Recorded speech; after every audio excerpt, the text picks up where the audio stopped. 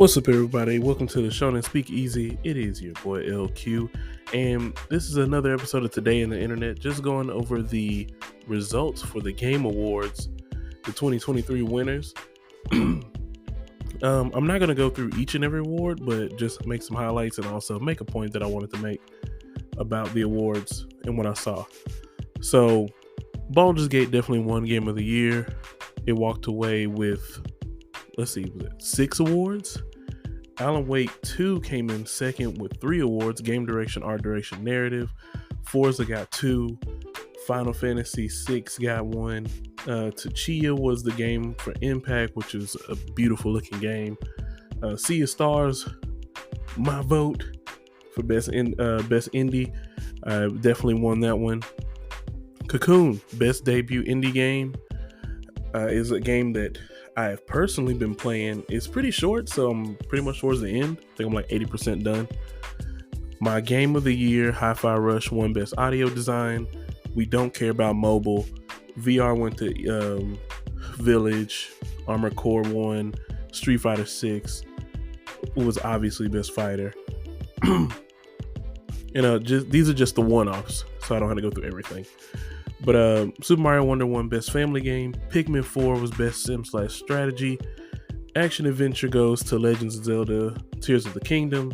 Cyberpunk got Best Ongoing Game. Most anticipated game was Final Fantasy VII Rebirth. And the rest I truly don't care about. So the thing that a lot of people were curious about was how many nominations Spider-Man 2 had and how it won absolutely nothing. And my response to that is simply, Spider-Man 2 is the people's champ / king of the casuals. And I don't mean this as an insult, because Spider-Man Remastered is one of my favorite video games of all time. It's in my top 25 list. It may even be in the top 5 somewhere.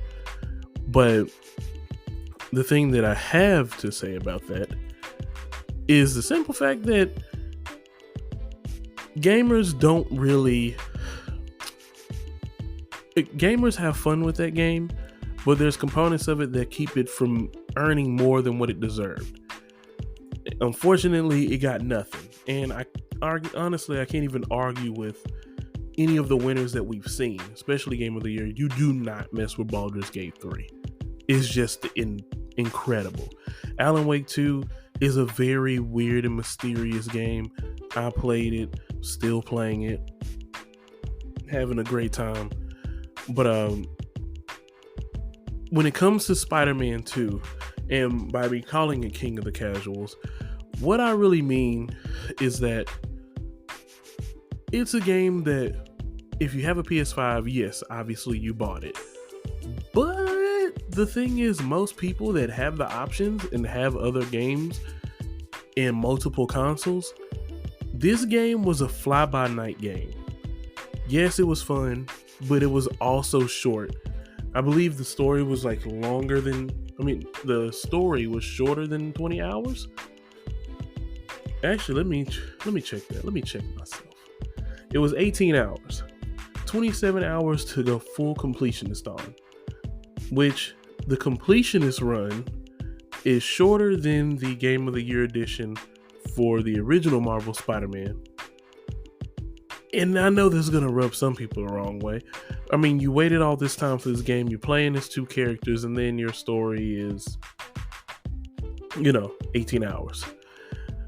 Just for comparison, Baldur's Gate 3 is like a 50-hour story without even trying. Like, it's 56 hours without even doing main and extra or trying to do a completionist run. It's 58 hours of content, and it's 58 hours of amazing content where you make decisions and they actually mean something, where you get to create your own character, where the combat is very fluid and intuitive and it's smart.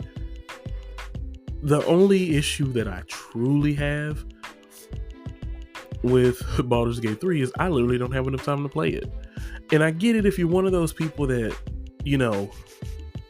doesn't like turn-based combat, you won't like it. But Baldur's Gate 3 is a gamer's game. It was very hard to beat it in any category that it was nominated in. And for the categories that it lost in, it had nothing to do with gameplay for the most part. Just being totally honest, it's very hard to touch otherwise. And I'm impressed. Like I'm truly impressed by how well made Baldur's Gate 3 is. It's a generational game. So a generational game losing Game of the Year made no sense. But also the other categories that Spider-Man was nominated in, it just, once again, king of the casuals. And there's no offense to them, but the people that play Spider-Man 2 and thought it was Game of the Year that aren't content creators are people that literally play sports games the majority of the year, or they only play the biggest games of the year. They have no intricate experience with games that may be AA or indie games. And amongst the big, it's kind of like saying Drake dropped album of the year.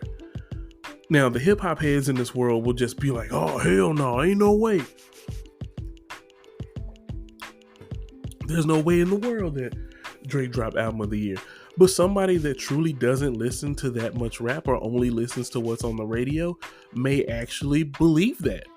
And in their mind, they're absolutely right. And I don't blame them for that, but it's the exposure is low. And when that exposure is fairly low, it lowers your scope.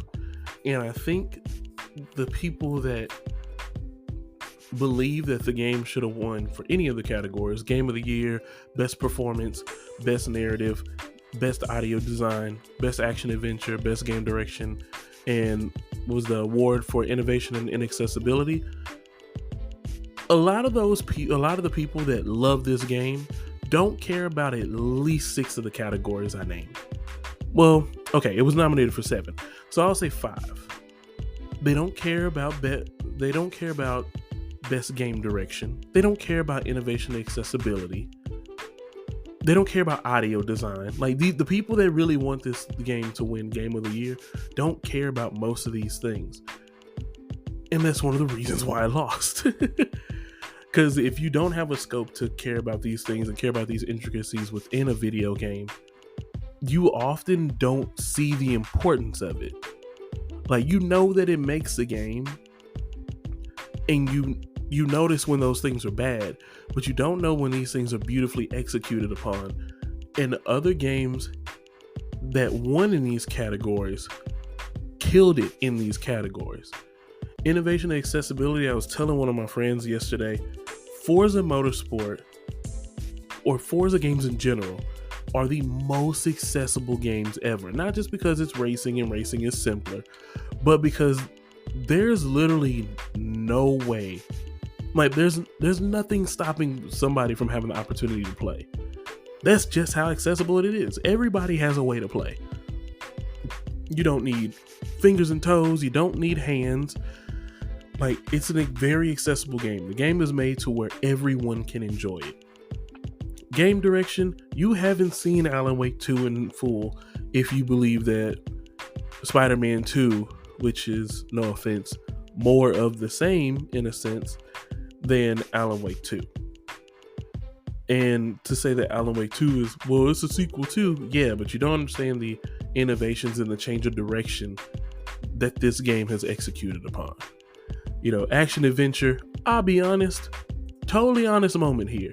I didn't want it to win, but I would rather it won over Tears of the Kingdom. I know that's a hot take.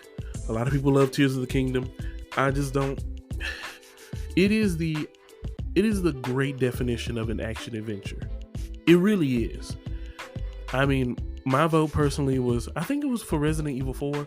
I'll probably go back to the other today in the internet and let people in, you can find out there. But overall, I wasn't mad that it won. I wasn't mad that it won over Spider-Man. But if Spider-Man were to win a single category, that should have been the one. But if your scope is limited and you don't play these other games, you don't realize how outstanding they are. Spider-Man 2 is a great game. When it comes out on PC, I will be one of the first people to buy it. I'll buy it at full price. I've beat Miles Morales. I've beat Spider-Man Remastered.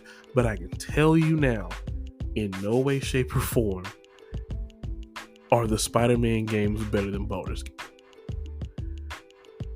And that's from a design, creation, execution standpoint. Which one will people have more fun with? Fun is subjective. There's people that find it fun to stare at paint drying.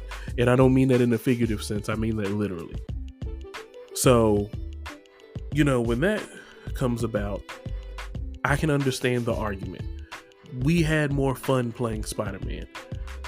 But was Spider-Man a game that put the entire industry on notice? It made people say, do not expect this level of game from us.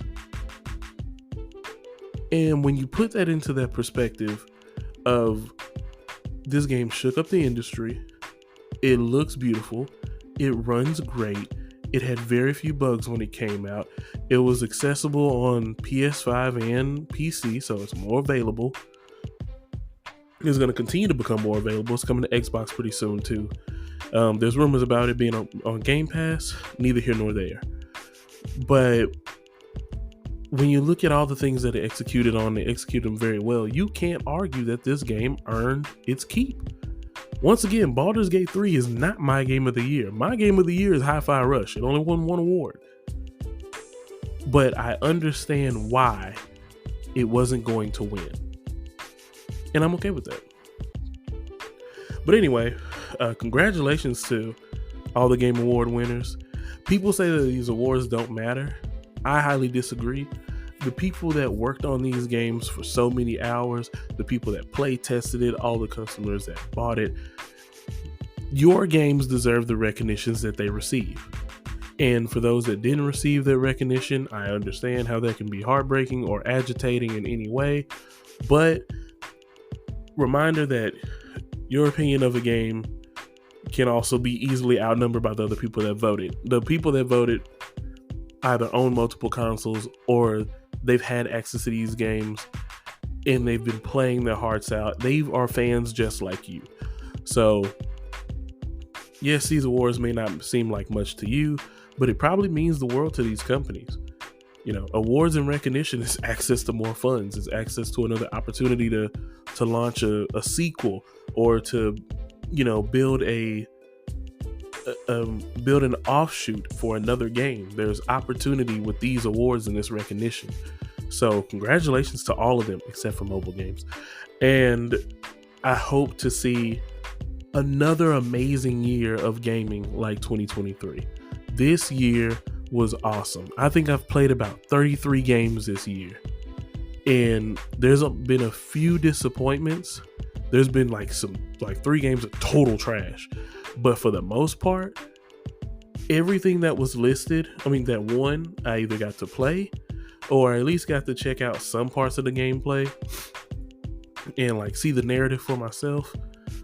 But overall, the quality of games we have received this year, outstanding. And I'm very happy for everyone that won. So that's pretty much it. This is just another Today in the Internet with the Shonen Speak Easy podcast. Hope y'all have a wonderful day. We out.